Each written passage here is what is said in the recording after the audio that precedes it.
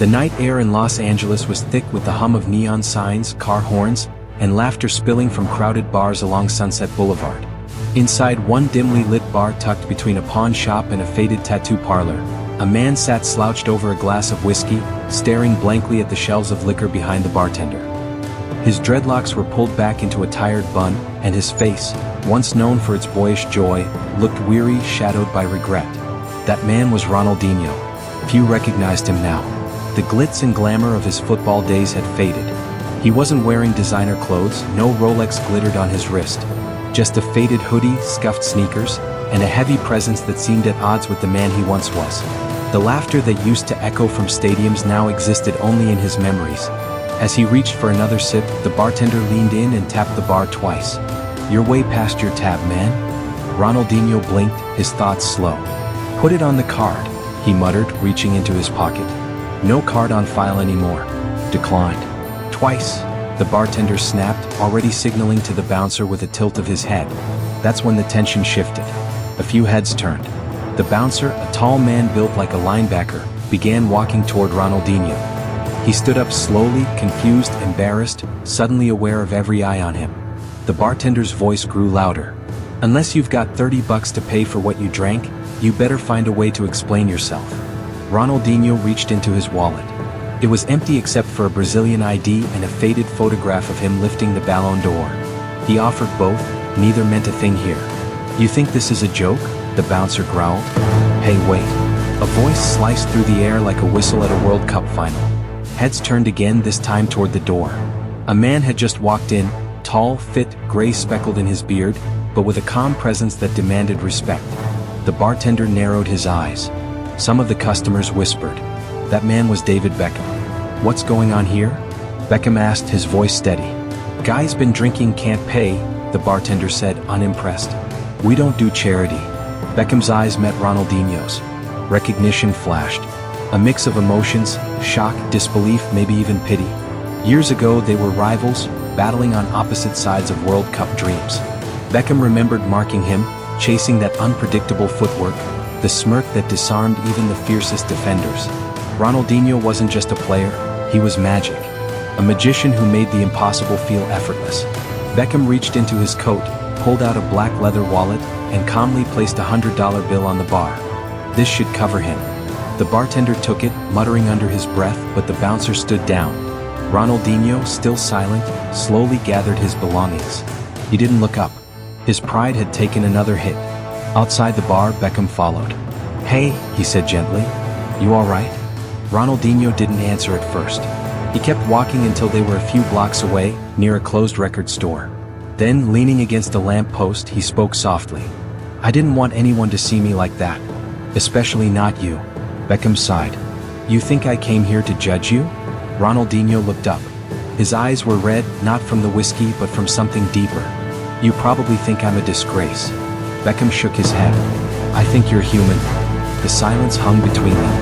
"I came to the States because back home, it's different now," Ronaldinho finally said. "In Brazil, I can't walk the streets without whispers. They see what I've lost, not what I gave. They say I wasted it all." He took a breath. "I did waste it. Cars, women, parties, investments that didn't pan out. Trusted the wrong people. When my mother died, I just fell apart." Beckham didn't interrupt. He let the man speak. "I tried going back, starting over, maybe coaching in the favelas. But even there, they looked at me like I didn't belong anymore. So I left. Thought I could disappear in LA. No one here cares who you were, only who you are now." Beckham leaned against the wall next to him. "You know, I played at PSG after you. They still talk about you. Your smile, your joy, it inspired a generation. You weren't just a footballer. You were freedom." Ronaldinho gave a bitter chuckle. "I don't feel free anymore." "You can be," Beckham said. "But not like this. Not hiding in the shadows." They stood there for a moment longer before Beckham asked, "Where are you staying?" Ronaldinho shrugged. "I bounce around. Sometimes friends. Sometimes motels. I try to stretch the little I have." Beckham nodded. "Come with me. Just for tonight. I've got a place in Malibu. Quiet. No cameras." Ronaldinho hesitated, but eventually nodded. That night, the two former stars drove through the quiet roads of California. In the silence of Beckham's car, Ronaldinho stared out at the city, Its glowing billboards, flashing headlights, the endless buzz. Once, this place would have welcomed him with open arms. Now it felt like another reminder of what he'd lost. At the Malibu beach house, Ronaldinho sat on the patio, watching the waves crash under a starlit sky. For the first time in a long time he felt safe. Not happy, not healed, but safe. Beckham returned with 2 cups of hot tea. "I don't know what tomorrow looks like for you," he said, "but tonight just rest." Ronaldinho sipped the tea. "Thank you. You don't owe me anything." "I do," he said. "You didn't have to do any of this." Beckham smiled. "You once made millions believe in magic. That kind of light doesn't just disappear." That night, Ronaldinho slept. Not on a bar stool, not on a friend's couch, but in a clean bed in a quiet room with the sound of waves lulling him. It wasn't redemption. Not yet. But it was a beginning. Ronaldinho turned, his eyes moist. "But you made it out. You stayed on top, became a businessman, a club owner, a father figure to young players. You did everything right." Beckham sat down on the couch, his elbows resting on his knees. "You think I didn't make mistakes? I made a ton. But I had people around me who didn't let me fall too far." Ronaldinho sat beside him, his shoulders slumped. "I didn't. I had people around me who celebrated my fall." He took a long breath, the weight of his confessions pressing against his chest. "When I went back to Brazil after everything fell apart, after the lawsuits, the tax scandals, the jail time, I thought maybe, just maybe, I could find peace. But the people, they didn't look at me like a hero anymore. They looked at me like I was a shameful memory. Kids called me a has-been. Some called me a joke." Beckham listened intently. "So I left. Came to America thinking I'd disappear in the crowd. Miami seemed like a place where no one cared who you used to be. I started drinking more. Gambling. Thought I could numb the shame. But I ran out of money. I ran out of friends. And tonight I ran out of luck." Beckham nodded slowly. "Maybe. But not out of chances." Ronaldinho looked up. "What do you mean?" Beckham leaned back. "I've got an idea. Something that might help you get your feet back." Ronaldinho squinted. "What? You want me to coach soccer moms in Beverly Hills?" Beckham laughed. "Not quite. I want you to mentor. Not the rich kids. I'm talking about the real ones. Kids from Liberty City. From Overtown. Kids who are fighting to stay out of gangs, stay in school, stay alive. They need inspiration. They need someone who's been to the top and the bottom." Ronaldinho looked skeptical. "Why me?" "Because you're real," Beckham said. "They know your story. They know your magic. And maybe, just maybe, if they see you trying to climb again, they'll believe they can too." Silence hung in the room for a moment before Ronaldinho replied softly, "And what if I fail again?" Beckham didn't hesitate. "Then fail trying to do something good." The next morning, Ronaldinho woke up to sunlight bleeding through the floor-to-ceiling windows. He sat up slowly, his head aching, his soul heavier. But something had shifted. For the first time in years he felt needed. Later that day, Beckham introduced him to his foundation team. There were skeptical glances. Ronaldinho, after all, was a tarnished star. But Beckham vouched for him, and that was enough, for now. They drove to a neighborhood in the heart of Liberty City, where kids played barefoot soccer on cracked asphalt. When Ronaldinho stepped out of the car, a few older boys recognized him. Their phones were out in seconds, their eyes wide. Ronaldinho smiled awkwardly. One of them approached him, holding an old Barcelona jersey. "Is it really you?" Ronaldinho nodded, signing the shirt with a shaky hand. The practice was chaotic at first. Ronaldinho fumbled with drills, lost track of kids' names, and looked exhausted by the Florida sun. But then, during a scrimmage, a boy no older than 13 pulled a wild elastico move that left everyone stunned. Ronaldinho's eyes lit up. He called the boy over. "What's your name?" "Marquis," the kid said. "You learned that on YouTube?" Marquis grinned. "Nah, learned it watching you, man. Your highlights, they're legendary." Ronaldinho smiled for real this time. The spark in his eyes returned, even if just for a moment. Over the next few weeks, Ronaldinho returned every day. He laughed again. He taught again. He started shaving, wearing clean clothes, eating meals that didn't come from vending machines or corner stores. The transformation wasn't overnight, but it was real. One evening, Beckham visited the field again. He watched from a distance as Ronaldinho danced through cones with the kids, shouting encouragement, his energy contagious. When practice ended, Ronaldinho jogged over, sweaty and beaming. "I forgot how good this feels," he said. Beckham smiled. "You haven't lost it. Just needed a reason to remember." But life doesn't let go of the past so easily. One afternoon, after practice, Ronaldinho returned to his penthouse to find a letter slid under the door. It was from an old agent in Brazil. Inside were photos, blurry, tabloid shots of Ronaldinho in the bar, handcuffed with Beckham in the background. There was also a note: "They're coming for you. Again." Ronaldinho stared at it for a long time. The past, like smoke, always found a way through the cracks. He burned the letter in the sink. That night at the field, he gathered the kids. "I used to think being great meant trophies, cheers, being on TV. But real greatness, it's showing up. Every day. Even when the world tries to break you." They clapped, not fully understanding but feeling his truth. Beckham watched from the sideline, arms crossed, pride in his eyes. Ronaldinho was not saved. Not yet. But he was no longer falling. And sometimes that was enough. It had been 4 months since Ronaldinho first stepped onto the cracked asphalt of Liberty City.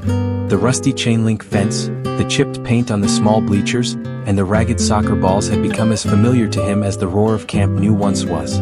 But now the echoes were different. They weren't the chants of 90,000 fans, but the laughter of kids, the whistle of wind between alleyways, the soft thud of bare feet striking rubber balls. And somehow they meant more. Every morning, Ronaldinho woke before the sun.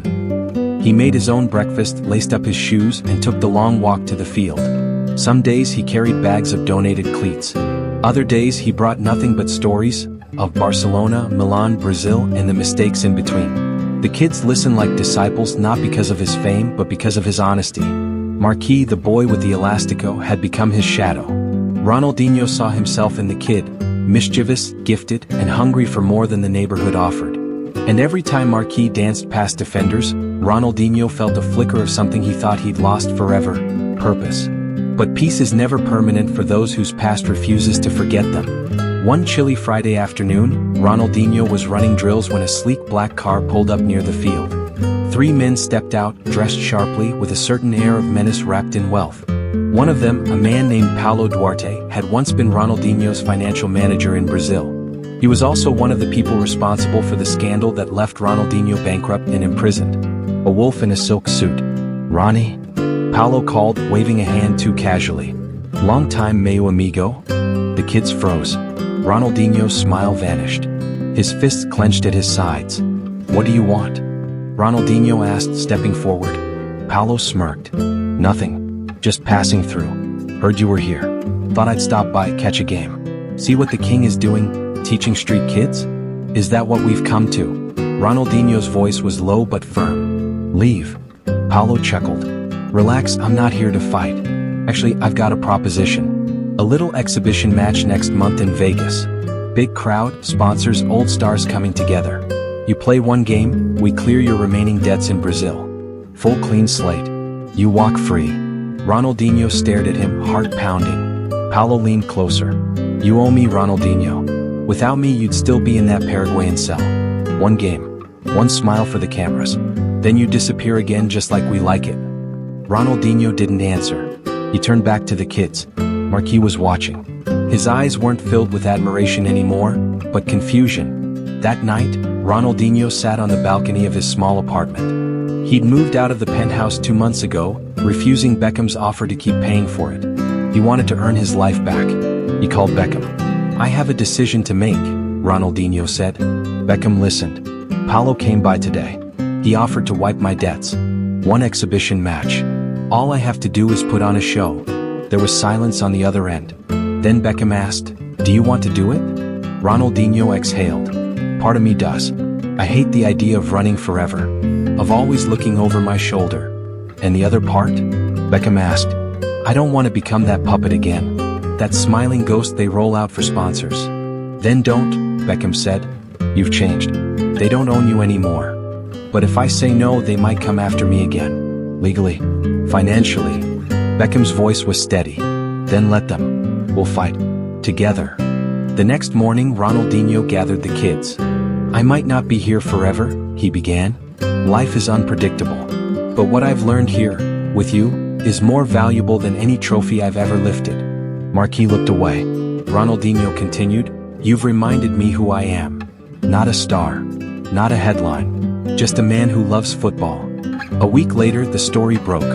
Ronaldinho had refused the Vegas offer. The tabloids were ruthless, calling him a fool, a has-been, a man choosing poverty over glory. Paulo Duarte leaked photos and emails. Lawsuits were hinted at. Social media turned cruel again. But something incredible happened. The kids defended him. They posted videos of Ronaldinho training in the rain, carrying bags of balls, hugging kids after practice, fixing nets. Parents shared stories. Coaches across the country wrote open letters. A movement formed, not for Ronaldinho the celebrity but Ronaldinho the mentor.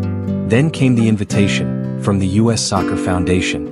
They wanted Ronaldinho to lead a nationwide youth program aimed at underserved communities. A real job, a real contract, a real second chance. Beckham called him, almost laughing.